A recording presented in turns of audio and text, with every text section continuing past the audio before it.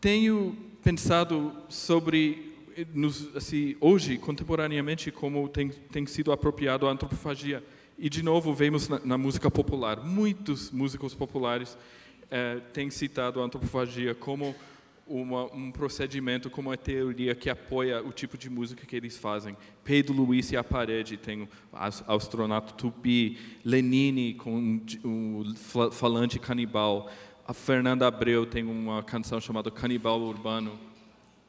Mas eu tenho refletido mais sobre o Tom Zé, que não trabalha explicitamente com antropofagia, mas eu acho que ele tem uma obra recente que é muito sugestiva, porque ele cria outras metáforas, e eu quero fazer uma ponte, uma reflexão sobre o que ele chama de o arrastão, que é essa ideia que eu acho que é ligado a antropofagia, mas ele trabalha mais com a ideia literária de intertextualidade,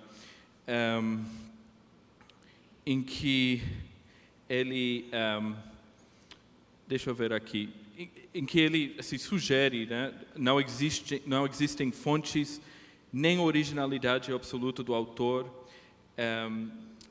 que dotado de genialidade original. Ele anuncia o fim da era dos compositores e o advento do que ele chama do plágio combinadora. E eu vou citar no disco, no encarte dele, um pouco sobre esta ideia.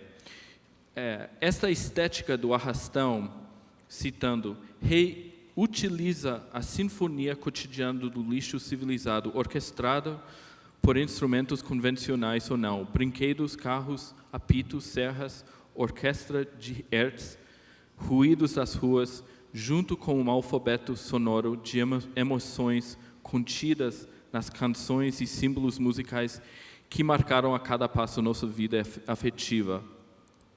O aproveitamento desse alfabeto se dá em pequenas células, citações e plágios, também pelo esgotamento das combinações com as 7 graus da escala diatônica.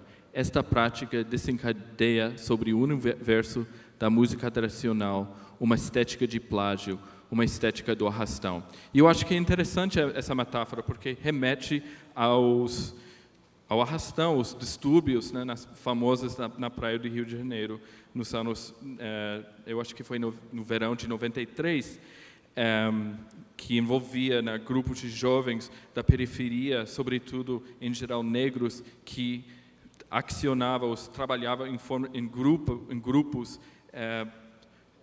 e fazendo arrastões, né, e levando os pertences dos banhistas.